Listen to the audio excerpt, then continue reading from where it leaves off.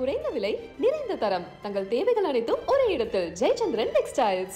இந்த ஆண்டு நிச்சயமாக ஒரு பெரிய மழைப்பொழிவு உண்டு, அதில் எந்த மாற்று கருத்தும் கிடையாது. இதனுடைய ஆரம்பம் பார்த்தீங்கன்னா அக்டோபர்லேருந்தே நீங்கள் பார்த்தீங்கன்னா இயற்கையுடைய சீற்றம், அதுக்கு மெயின் காரணம் நம்ம தான், மக்கள் தான். இப்போ இலங்கையில் பார்த்தீங்கன்னா இப்போ 3 நாளைக்கு முன்னாடி அதை தான் நெருங்கிட்டு இருக்கு ஒரு புயல் அப்படின்னு. அதை கிராஸ் பண்ணும்போதே இங்கே விட அங்கெல்லாம் மழையுடைய பொழிவு அதிகமாக இருக்கும். பட் ஆன்மீகத்தில் சித்தர்களுடைய ஏடுகளில் இந்த மாதிரி இயற்கை சீற்றங்களுக்கு ஆட்படுவீர்கள். அதுக்கு மெயின் காரணம் சென்னைக்குள்ளேயே பீச்சை விட்டு 5 கிலோமீட்டர் 6 கிலோமீட்டர் கடல் வந்துட்டு போகுங்கிறாங்க. ஸோ இது நடக்காமல் இருக்கணும் நான் வேண்டிக்கிறேன். இது பிள்ளையார் சொல்லி நவம்பர் அடுத்த மாதம் இருக்குது, மழை நிச்சயமாக இருக்குங்கிறாங்க. இது சித்தர்கள் சொல்லி இருக்கிறது. பிளானிங் முன்ன பின்ன இருக்குது, சரியான ஒரு பிளானிங் இல்லை. அது இயற்கைக்கு ஏற்ற பிளானிங் நம்ம என்ஜினியர்கள்லாம் கற்றுக்கணும். இனிமேல் ஒரு வேண்டுதல் எல்லாரும் சேர்ந்து வேண்டிக்கிட்டால் இயற்கை சீர்னு பாதுகாத்துக்கலாம். அதுக்கு ஒரே இது என்ன தெரியுமா,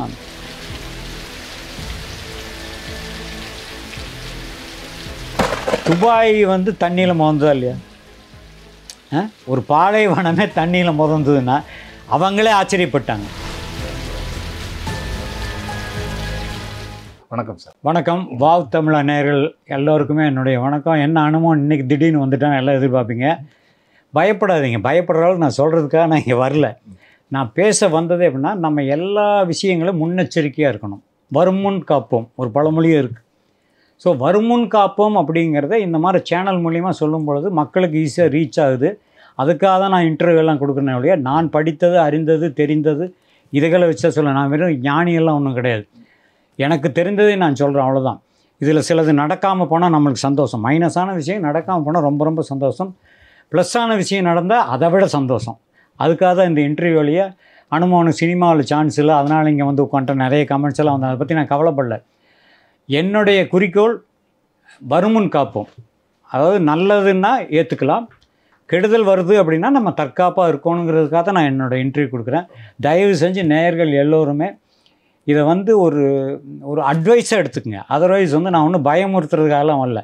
இப்போ மழையை பற்றி பேசுனாவே எல்லோரும் பயந்துக்கிறாங்க. பேசுனாவே பேஞ்சா ஓகே, கேள்வி கேளுங்க. நீங்கள் மழைன்னு சொன்ன உடனே மழையை பற்றி தான் இப்போ ஆக்சுவலாக மழை ஆரம்பிக்க போகுது. ஆமாம், மழையை பற்றி கூட இப்போ முதல்ல பேசிடலாம். எப்படி சார் பார்க்குறீங்க? நீங்கள் எப்போவுமே டிசம்பர் லாஸ்ட் வரைக்கும் சொன்னீங்க ஒரு பெரிய மழை இருக்கும் அப்படின்னு சொல்லி. நான் மழை எப்படி இருக்கும்? சித்தரேடுகள் படிப்பேன் 2024 அந்த 24 வருஷம் அந்த ஜெனரேஷன் வரும் பொழுது இந்த முடியும் காலங்களில் பஞ்சபூதங்களுடைய இயற்கை செயல்பாடுகள் அபரீதமாக இருக்கும். ரொம்ப அதனுடைய ஃபோர்ஸ் ஜாஸ்தி இருக்கும் அப்படிங்கிற சித்தரேட்டில் நான் படித்தது. நான் இப்போ நேரத்தில் 40-45 வருஷத்துக்கு முன்னாடி படித்த விஷயம். அதையே ஒரு நாள் அது ஞாபகத்துக்கு வரும்போது சொல்லி காமிச்சா, அதனால் ஒரு நண்பர் கூப்பிட்டு யூடியூப்பில் பேட்டியோ, அதனால தான் சொன்னேன் ஒழிய நல்லா வேணும்னுலாம் சொல்லலாம், படித்ததை தான் சொல்கிறேன். சில பேர் எந்த சித்தர்னு கேட்குறாங்க. சித்தர் ஆயிரக்கணக்கான சித்தர் இருக்காங்க, நேம் எல்லாம் எனக்கு தெரியும். ஒரு சித்தர் எனக்கு படித்து இன்னொரு சித்தரிடம் படித்து காமிச்சது அதெல்லாம். ஸோ இந்த ஆண்டு நிச்சயமாக ஒரு பெரிய மழைப்பொழிவு உண்டு, அதில் எந்த மாற்று கருத்தும் கிடையாது. இதனுடைய ஆரம்பம் பார்த்திங்கன்னா அக்டோபர்லேருந்தே நீங்கள் பார்த்தீங்கன்னா இங்கிலாந்தில் வெள்ளம், மழையில் பயங்கர வெள்ளம். அப்படி அயர்லாந்தில் பெலிவியா அது அப்படியே மதக்குது, நீங்கள் நியூஸெல்லாம் பார்த்துருப்பீங்க. ஈவன் அமெரிக்காவில் பயங்கர புயல், ஜெர்மனியில், ஃப்ரான்ஸில் எல்லாமே மழை தண்ணி மிதக்குது. ஸோ இதெல்லாம் ஏன் வந்தது? அந்த காலங்களில் இப்படியெல்லாம் இருக்குது. அந்தந்த நாடுகளில் அந்தந்த சீதோஷ நிலைக்கு ஏற்ற மாதிரி தான் மழை பெய்யும். இப்போ என்ன சீசன் அன்சீசனெல்லாம் மழை பெய்யுது. ஸோ அவங்களே பயப்பட ஆரம்பிச்சிட்டாங்க. அதுதானே ஒழிய இயற்கையுடைய சீற்றம், அதுக்கு மெயின் காரணம் நம்ம தான், மக்கள் தான். அது காரணம் என்னன்னா, நம்ம இயற்கையோடு ஒன்றி வாழ்வது கிடையாது. எதையெல்லாம் அழிக்கக்கூடாதோ அதெல்லாம் அழிச்சிட்டோம். என்றைக்கு இயற்கையை அழிக்கிறோமோ அன்றைக்கி நம்ம பஞ்சபூதங்களுடைய அதனுடைய ஃபோர்ஸ் அதிகம்தான் ஆகும். ஸோ அப்போ முதல்ல நான் சொல்லிக்கிறேன், வேருக்கு பிடிமான மண்ணுக்கு பிடிமான வேறு. நம்ம ஏறக்குறைய நிறைய இடங்களில் மண்ணுகளை தோண்ட ஆரம்பிச்சிடும். ஒரு இடத்துல நீங்கள் மண்ணை தோண்டினா இன்னொரு 10 அடிக்கு மண் சரி உள்ளே நடந்துக்கிட்டு தான் இருக்கும். அது பெரிய மழை வரும்போது சரிஞ்சு பழைய பில்டிங்கெல்லாம் ஏன் உழுகுது? ரீசன் அதுதான். ஸோ இயற்கையோடு ஒன்றி வாழும் தன்மை, அதில் நம்மளுக்கு ஒழுக்கம் சத்தியமாக கிடையாது. நான் சொல்கிறது ஜென்ரலாக எல்லா மக்களுக்கும் சொல்கிறேன். இயற்கையை பாதுகாக்க தெரியல நம்மளுக்கு. நம்ம வந்து அதிகமாக நீங்கள் பார்த்தீங்கன்னா இன்றைக்கி வந்து வெஹிக்கிள்ஸ் அதிகம், அதனுடைய பொல்யூஷன் என்னன்னு தெரியும். டெல்லியில் பாருங்கள் ரொம்ப மோசமாக இருக்குது, மூச்சு வாங்குறதே வந்து ரொம்ப சிரமம். அதாவது அந்த சுவாசிக்கிற காற்று வந்ததுன்னா 100 சிகரெட் குடிக்கிறதுக்கு சமமாக. அப்போ லங்ஸ் என்ன ஆகும்? ஸோ இதெல்லாம் எதுக்கு தெரியுமா? நான் இயற்கையுடைய சீற்றங்களுக்கு நாம் வந்து ஒன்றும் பண்ண முடியாது, இயற்கை அதனுடைய வேலையை காமிக்கும். ஆனால் நம்ம தற்காப்பாக இருக்கணுங்கிறதா இது. ஸோ 24 டிசம்பர் அப்படிங்கிறதுக்குள்ள நவம்பர்லேயே இப்படி பயமுறுத்துகிறாங்க. நான் சொல்லி வானிலை அறிக்கையே சொல்லுதே. இப்போ இலங்கையில் பார்த்தீங்கன்னா இப்போ 3 நாளைக்கு முன்னாடி அதை தான் நெருங்கிட்டு இருக்கு ஒரு புயல் அப்படின்னு. அதை கிராஸ் பண்ணும்போதே இங்கே விட அங்கெல்லாம் மழையுடைய பொழிவு அதிகமாக இருக்கும். ஸோ மழை அதிகமாக இருக்கும் பொழுது நீரோட்டம் அங்கங்கே தேங்கி நிற்கிறது, மிதக்கிறதெல்லாம் இயற்கை தான். அது போக்குறதுக்கு வந்து நாமளும் சரி அரசாங்கம் சரி அதுக்குண்டான முன்னெச்சரிக்கையாக அதுக்கு என்ன முன்னேற்பாடுகளோ அதெல்லாம் செய்யணும். அதுதான் நான் சொல்ல வரணும் ஒழிய தற்காப்பாக இருக்கணும், என்னுடைய வேண்டுகோள் அதுதான். ஆனால் மழை என்பது நிச்சயம் உண்டு, அதில் எந்த மாற்று கருத்தும் கிடையாது. நம்ம தற்காப்பாக இருக்கணும். போன வருஷம் அந்த லா நீனோ அப்படின்னு ஒரு இது சொல்கிறாங்க, அதனால வந்து போன வருஷம் மழை குறைவாக இருக்கும் அப்படின்னு சொன்னாங்க. ஆனால் நம்மளுக்கு போதுமான அளவுக்கு மழை இருந்தது வந்து அதிகமாகவே இருந்தது. இந்த வருஷம் அந்த எல் நீனோ அதனால மழை வந்து அதிகமாக இருக்கும் அப்படின்னு சொல்லப்பட்டுச்சு. ஆனால் அன்றைக்கி நம்ம ஒரு நவம்பர் 8க்கு வந்துட்டோம், வந்து ஒரு பாதி மழைக்காலத்தை கடந்துட்டோம், நம்மளுக்கு போதுமான அளவுக்கு மழை பெய்யலை வந்து. இப்போ ஒரு புயல் வருது, இதில் ஒரு மழை இருக்கும் அப்படின்னு எதிர்பார்க்குறோம் வந்து. ஆனால் இந்த வருஷம் வந்து இது வரைக்கும் அதுக்கு பிறகு பெருசாக மழை இருக்காது அப்படிங்கிற மாதிரி தமிழ்நாடு ஒரு வெதர்மேன் அவங்கெல்லாம் சொல்கிறாங்க. வந்து எப்படி பார்க்குறீங்க இந்த வருஷம் மழை இருக்கும்? இல்லை, பொதுவாக வந்து நீங்கள் வந்து செப்டம்பர் அக்டோபர் நவம்பர் தான் மழைக்காலமே எனக்கு தெரிஞ்சு. நான் சின்ன பிள்ளைன்னு தான் அதுதான் சீசன் சொல்லுவாங்க. செப்டம்பர் அக்டோபர் நவம்பர் அதுதான் ரெயின் சீசன். டிசம்பர் ஜனவரி பிப்ரவரி வந்து இப்போ பனிக்காலம்.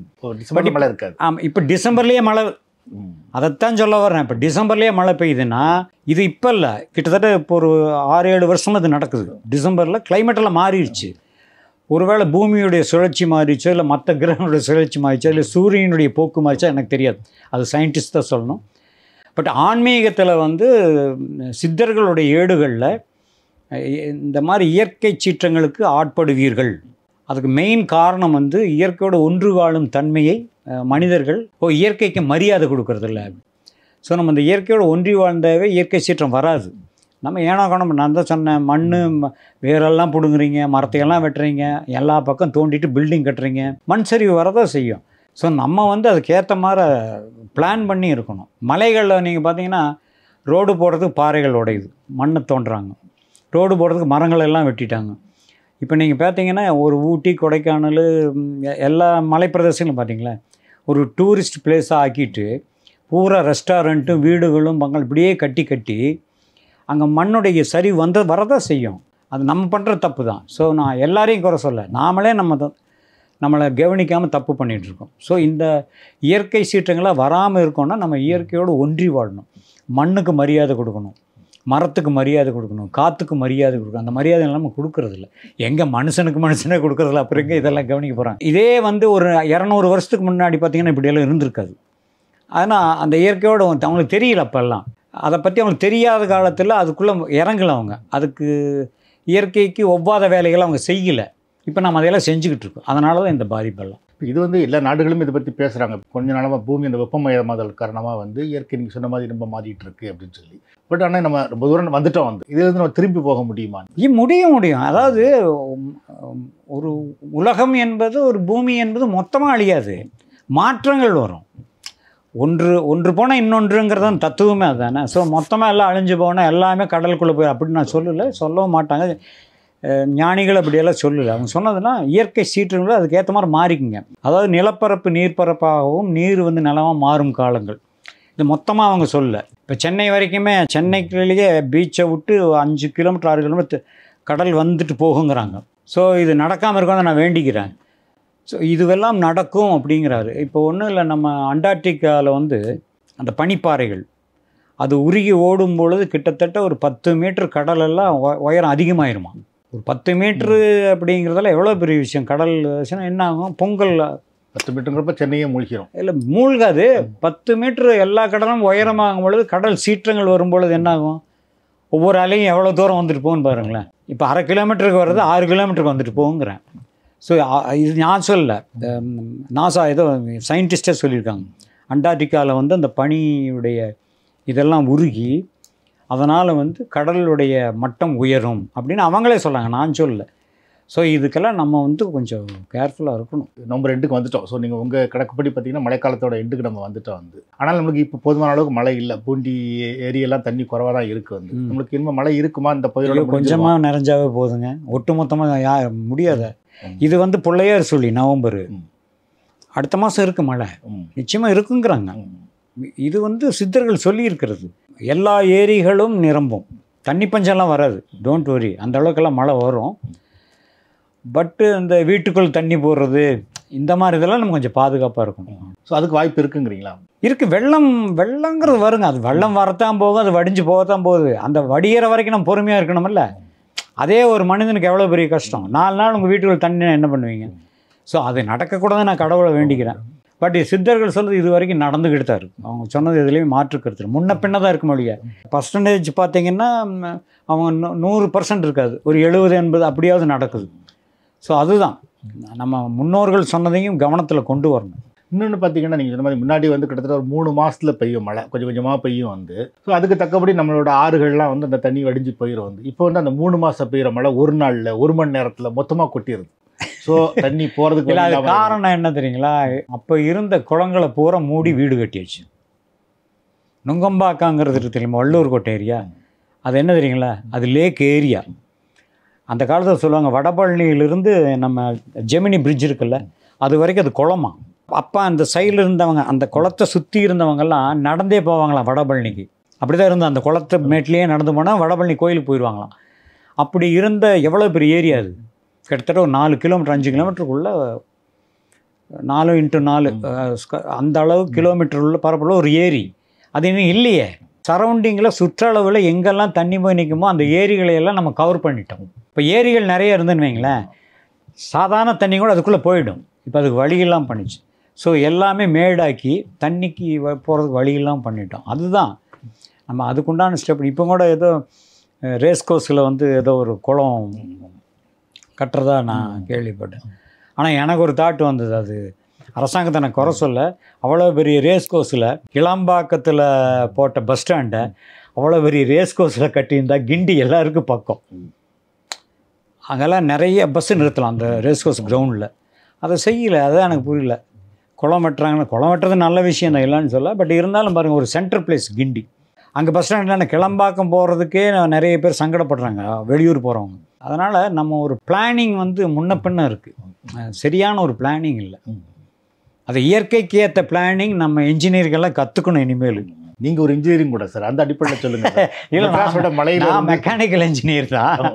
இல்லை, பட் எதுக்கு சொல்கிறேன்னா, வெயில் அடித்தா என்ன பண்ணலாம், நம்ம எவ்வளோ கவனமாக இருக்கணும், ஒரு மழை பெஞ்சால் எவ்வளோ கவனம், பனி சீதோசனம் இருக்குது இல்லைங்களா, இந்த 4 வித சீதோசன நிலைக்கு நம்ம என்னென்னலாம் பண்ணிக்கணுங்கிற தாட்டி யாருக்குமே வர்றதில்லை.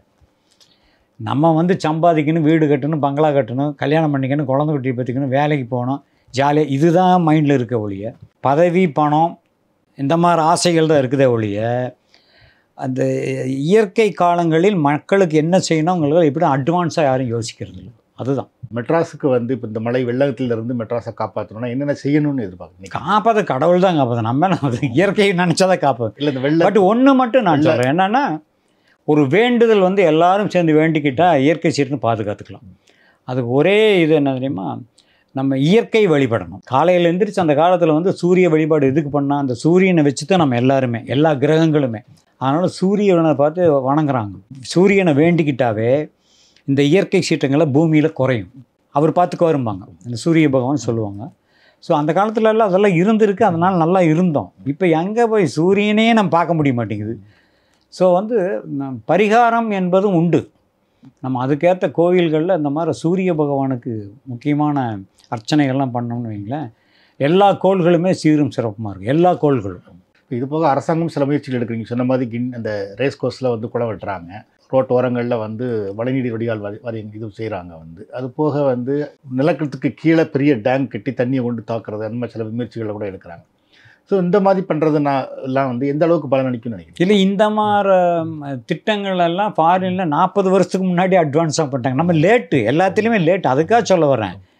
நம்ம அதுதான் சொல்லுங்கன்னா, இந்த பாதுகாப்புக்கு உண்டான விஷயங்களை எல்லாம் விட்டுட்டோம். சாப்பிட்றதுக்கு உண்டானதும், போக்குவரத்துக்கு உண்டானதும், வேலைக்கு உண்டான விஷயங்களையே தான் கவனிச்சுட்டு இருக்கோமே ஒழிய, இயற்கைக்கு ஏற்ற மாதிரி நம்ம என்னென்னலாம் சட்டங்கள் கொண்டு வரணும், என்னென்னலாம் திட்டங்கள் போடணுங்கிறது நம்ம 40 வருஷத்துக்கு முன்னாடி செய்ய வேண்டியதை இப்போ ஆரம்பிச்சிருக்காங்கிறேன். ஸோ நம்ம லேட்டு, அவ்வளோதான். ஆனால் மேற்கொண்டு இதெல்லாம் பண்ணலன்னா இன்னும் சிரமம். பண்ணுறது நல்லது. சென்னையில் அங்கங்கே தோண்டி போட்டிருக்காங்கன்னு கூட சொன்னீங்க சார். வந்து பட் அதெல்லாம் என்னென்னா இப்போ உங்களுக்கு மெட்ரோ மாதிரி விஷயங்கள், ஒரு சிட்டி நவீனமாகிறதுக்கு அதெல்லாம் இப்போ செய்ய வேண்டியது இருக்குது அப்படின்னு சொல்கிறாங்க. பட் தவிர்க்க முடியாது தானே? இல்லை, அதை தவிர்க்க முடியாது. நம்ம அதான் சொல்கிறேன், முன்னோட்டமாக செய்ய வேண்டியதை லேட்டாக செய்கிறாங்கிறேன். இப்போ ஒன்றும் கிடையாது. இப்போ மெட்ரோ போயிட்டுருக்கு, ட்ரைனேஜ் இதெல்லாம் இப்போ பண்ணிகிட்ருக்காங்களே, இந்த மழை காலத்தில் எல்லாமே பிரேக் ஆகும். இப்போ அந்த குழிகள் நிறையிற தண்ணிகளோ இதோ வந்து எங்கேயும் போக முடியாது. அப்போ என்ன பார்க்க, வீட்டுக்குள்ளே தண்ணி பூந்துடும், இல்லை பார்க்குள்ளே போகிறது எல்லாம் அதான், கோயிலுக்குள்ளே போகிறதில்ல, அதனால தான். ஸோ நம்ம வந்து லேட்டு. நான் வந்து இவங்க செய்கிறதெல்லாம் தப்பு சொல்ல. இன் ஃப்யூச்சர் நம்மளுடைய அடுத்த ஜெனரேஷனுக்கு இதெல்லாம் யூஸ்ஃபுல்லாக இருக்குமா ஒழிய இப்போதைக்கு வழி இல்லை. அதனால தான் இவ்வளோ தவறுகள், அவ்வளோதான். இன்னும் கொஞ்சம் நல்ல பிளான் எல்லாம் பண்ணாங்கன்னு, அது இனி எந்த கவர்மெண்ட்டாக, நான் பர்டிகுலர் கவர்மெண்ட் சொல்ல, ஒரு அரசாங்கம் நினைத்தா வந்த உடனே அந்த இயற்கை காலங்களில் அந்தந்த சீசனுக்கு ஏற்ற மாதிரி என்னென்னலாம் மக்களுக்கு பாதுகாப்புன்னு அது பண்ணிட்டாவே போதும். இந்த வருஷம் மழையை பொறுத்து பார்த்தீங்கன்னா, சென்னைக்கு போன மாதம் வந்து ஒரு பெருமழை இருக்குன்னு சொன்னாங்க. வந்து அந்த பெருமழை வரல, அது கடைசி நேரத்தில் அது போயிடுச்சு வந்து. ஆனால் ராமநாதபுரத்தில் ஒரு பெருமழை ஒரே நாளில் வந்து கொட்டிச்சு. அதுமாதிரி கன்னியாகுமரியில் ஒரு நாள் ஒரு பெருமழை. ராமநாதபுரம் மாவட்டம் அந்த பக்கம் காரைக்குடி, ராமநாதபுரம் அங்கெல்லாம் வறண்ட பூமிம்பாங்க. அங்கேயே பேர்த்தெடுக்கு. அவ்வளோ எதுங்க, துபாய் வந்து தண்ணியில் மோந்ததா இல்லையா? ஒரு பாலைவனமே தண்ணியில் மோந்ததுன்னா அவங்களே ஆச்சரியப்பட்டாங்க. ஸோ இயற்கையுடைய சீற்றங்களை நம்ம கட்டுப்படுறதுக்கு, சீதோஷ நிலை மாறுவதற்கு காரணமே நம்ம இயற்கைக்கு அப்பாற்பட்டு இயற்கையை மோசமாக்கிட்டோம். அதனால் வந்த வேணாம் தான். இப்போ இதில் இந்த மரங்கள் வெட்டுறது ஒரு முக்கியமாக ரொம்ப பெரிய விஷயம். ஆனால் மரங்கள் வெட்டாமல் முடியாது தானே. இன்றைக்கி நம்மளுக்கு ஃபர்னிச்சர்லேருந்து அவ்வளோ பொருட்கள். ஏதோ ஒரு படத்தில் யாரோ ஒருத்தர் பேசுவார், மரங்கள் இருந்தால்தான் மழை பெய்யும், கடலில் என்ன மரமாக இருக்குது. ஒரு படத்தில் ஒரு டைலாக்கு, கடலில் மரமாக இருக்குது, அங்கே வந்து மழையெல்லாம் பெய்யறது இல்லைன்னு. அவருக்கு அது புரியல. அது கடலுங்கிறது நீர் ஆவியாகிறது ரொம்ப ஈஸி. இங்கே இருந்து எல்லாம் நீர் ஆவியாக போகிறது கஷ்டம், பூமியிலிருந்து போகிறது. அங்கே ஈஸியாக கவராது, நல்லா மழை பெய்யுது. இதுதான் தத்துவம். அதை புரியாமல் ஒருத்தர் சினிமாவில் டைலாக் பேசுகிறாரு. நல்லா அதை காமெடி பீஸாக எடுத்துக்கிட்டேன். சயின்ஸுக்கு ஒவ்வாமல் வெவ்வேறு விதமாக பேசுகிறது. கடலில் தான் இப்போ அதிகமாக மழை பெய்யுன்னு அந்த ஆளுக்கு தெரியல. தப்பு. கடலில் மழைப்பொழிவு அதிகமாக இருக்க மெயின் காரணமே நீரை வந்து ஆவியாக எடுத்துக்கிட்டு மேகமாக திரண்டு மறுபடியும் மழை அங்கேயே பொழிதால் தான். காற்றினுடைய திசைகள் மாறும்பொழுது அதிகமான காற்று திசை, அதான் வடமேற்கு தென்மேற்கு காற்று திசை இருக்குது உலகத்திலேயே. அதுதான் வடகிழக்கு தென்மேற்கு தான், அதுதான் பருவமழைகளே. அதுதான் அந்த காற்று அதிகம் எல்லா நாடுகளுக்குமே. எல்லாம் டோட்டலாகவே அதுதான் தியரி. இப்படி அடிக்கிற காற்று இப்படி அடிக்கிற காற்றுன்னு தான், இதுக்குள்ளே தான் பூலோகமே இருக்குது. ஆனால் என்னன்னா, அந்த மாதிரி காற்று அதிகமாக வரும்பொழுது கடலில் உருவாகும் அந்த நீர், இது மழை மேகங்கள் காற்றோட காற்றாக வரும்போது தான் நம்மளுக்கு மழை கிடைக்குது. இதுதான் தத்துவம். இப்போ இதே வந்து இன்னி அந்த ஆளுகள்லாம் படிக்கலான்னு எனக்கு வந்து ஆச்சரியமாக இருக்குது. மரம் எந்த வகையில் அதுக்கு உதவி பண்ணுது சார் மழை பெய்யறதுக்கு? இல்லை, மரம் வந்து எப்படின்னா அதுக்கு அந்த கிரகிக்கிற பவர் இருக்குது. நீங்கள் ஒன்றும் இல்லைங்க, ஒவ்வொரு செடிக்குமே ஒவ்வொரு பவர் இருக்குது. சூரியனுடைய பவரை மட்டும் வாங்கிக்கிற செடி இருக்குது, மழையுடைய தன்மையை வாங்கிக்கிற பவர் இருக்குது, பனியுடைய பவரை வாங்குகிற செடிகளும் இருக்குது. அதனால தான் வந்து உணவே மருந்துன்னு அன்றைக்கி எது அது ரீசன். அன்றைக்கி என்ன வந்து மட்டன் பிரியாணி சிக்கன் பிரியாணி வாங்கி சாப்பிட்டா மனுஷன் பிறந்த காலத்தில் எங்கே எது கிடைக்குதோ அதை எடுத்து பறித்து தின்னு பார்த்துருப்பான். ஆடு மாடு மாதிரி இலதலை தான் தின்னு இருப்பான். அதே வந்து அவனுக்கு மருந்து. அதனால தான் உணவே மருந்துங்கிறாங்க. இன்னும் இயற்கையோடு உள்ள எல்லா விஷயங்களும் வந்து பார்த்திங்கன்னா மருந்து தான் உங்களுக்கு. இப்போ கீரைகள்லாம் இருக்குது, இப்போ இஞ்சிங்கிறோம், பூண்டுங்கிறோம், கடுகுங்கிறோம், மிளகுங்கிறோம், எல்லாமே மெடிசன் தான். உங்கள் பாடியில் அந்தந்த டைமுக்கு அது உள்ளே போச்சுனாவே உங்கள் பாடி கிளியராக இருக்கும். மருந்தே எதுலேருந்து கண்டுபிடிக்கிறான் மனுஷன்? என்ன கடவுள் தனியாக கொண்டு கொடுத்துற மருந்துன்னு? எல்லாம் நம்ம இயற்கையிலேருந்து எடுக்கிறதுலேருந்து எல்லாம் மெடிசன் கண்டுபிடிக்கிறாங்க. ஸோ வந்து உணவே மருந்துங்கிற தத்துவம் அது. அதையெல்லாம் நம்ம விட்டுட்டோம். எந்த காலங்களில் எது சாப்பிடணும், அதாவது கடவுளுடைய இது பாருங்கள், வெயில் காலங்களில் என்ன காய் வரும், என்ன பழங்கள் கிடைக்கும், என்ன பூ பூக்கும், மழைக்காலங்கள் என்னென்னலாம் வரும், பனிக்காலங்கள் என்னென்னா வரும், அது எந்தெந்த மண்ணுக்கு ஏற்ற மாதிரி வரும் அப்படின்னு படைச்சிருக்கான். உண்மையா இல்லையா? நம்ம அந்த மாதிரி வாழ்கிறோமா? நம்ம சென்னையில் உட்காந்துட்டு ஊட்டி காய்கறி தின்னுட்ருப்போம். இந்த பூமியில் விளையும் காய்கறிகள் அந்தந்த கிளைமேட்டுக்கு உண்டான நீ சாப்பிட்ட காலத்திலலாம் மக்கள் நல்லா தான் இருந்தாங்க. புரிஞ்சுதா? நம்ம வெவ்வேறு மாறிட்டோம். அப்போ உடல் உபாதைகள் வரத்தான் செய்யும். ஸோ காலத்துக்கு ஏற்ற மாதிரி நேரத்துக்கு ஏற்ற மாதிரி இயற்கையை நம்மளுக்கு ஃபுட்டு கடவுளாக பார்த்து கொடுத்துருக்காரு. அதை நம்ம எடுத்துக்கிறது இல்லை. அதனால தான் எல்லா வியாதிகள். உண்மையே அதுதான். அதனால தான் அந்த காலத்தில் உணவே மருந்துன்னு சொல்லிட்டு போனாங்க. அதை வந்து ஃபாலோ பண்ணுறதில்ல. அதான் நான் முதலே சொன்னேன், எல்லா விஷயத்திலும் மனிதனுக்கு ஒழுக்கம் வேணும். பிறப்பில் ஒழுக்கம், வளர்ப்பில் ஒழுக்கம், நட்பில் ஒழுக்கம், படிப்பில் ஒழுக்கம், தொழிலில் ஒழுக்கம், குடும்பத்தில் ஒழுக்கம், நட்பில் ஒழுக்கம், அரசியலில் ஒழுக்கம், எல்லா விஷயத்திலும் பக்தியில் ஒழுக்கம், இந்த எல்லாத்துலேயும் ஒழுக்கம் இருக்கணும். அதோடு இயற்கையோடு ஒன்றி வாழும் ஒழுக்கம், அதான் ரொம்ப ரொம்ப மெயின். அதை விட்டுட்டோம்.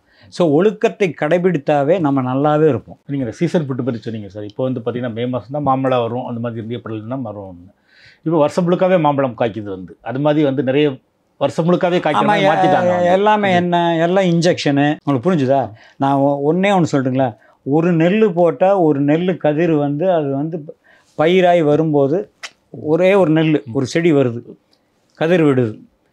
ஒரு நெல்லுக்கு ஒரு 100-200 நெல் கிடைக்கும். அதுதான் உண்மையானது. நீங்கள் ஒரு நெல் போட்டு அதுக்கு உரத்தை போட்டு ஊசியை போட்டு 10,000 நெல்லுன்னா அது பூரா என்ன மெடிசன் இல்லைங்களா? அதெல்லாம் உடம்புக்கு ஒத்துக்காது. அப்படி வந்து உற்பத்தி அதிகம் பண்ணுறதுக்கு இப்படிலாம் போட்டேன். இயற்கையாக வர்றதை மட்டும் எடுத்து சாப்பிட்டோம்னா நல்லாயிருக்கும். அதனால் என்ன சொல்ல, இப்போ ஒன்றா இயற்கை கடைகள்லாம் வச்சுருக்காங்க தெரியுங்களா, பழக்கடை, காய்கடையெல்லாம். ஏன் அது தனியாக ஏன் வந்தது? இப்போ உங்களுக்கு புரியுதல்ல? இது வந்து எந்த விதமான உரங்களோ இதுவும் போடாமல் தானாக வளர்ந்த ஒரு காய்கறி, பழம் அப்படின்னு விற்கிறாங்களே இப்போ கடையை. ஏன் வந்தது? அப்போ என்னென்னா, ஜனத்தொகை அதிகமாகும்போது இந்த தாவரங்கள், இந்த இயற்கையை நம்ம சாப்பிட்ற பொருளில் அதிகம் பண்ணுறதுக்காக வந்து சயின்டிஃபிக்காக என்ன பண்ணிட்டாங்க, மெடிசன் எல்லாம் கொடுத்து எது அதுகளுக்கு, தாவரங்களுக்கெல்லாம் கொடுத்து, காய்களுக்கு கொடுத்து, கனிகளுக்கு கொடுத்து கெடுத்து குட்டிச்சவராக்கிட்டாங்க. அதுதான். வணக்கம் சார். உங்களிடம் இருந்து விடைபெறுவது உங்கள் பாம்பு பொத்த அனுபவனுங்க. போயிட்டு வாரங்க. வணக்கம்ங்க.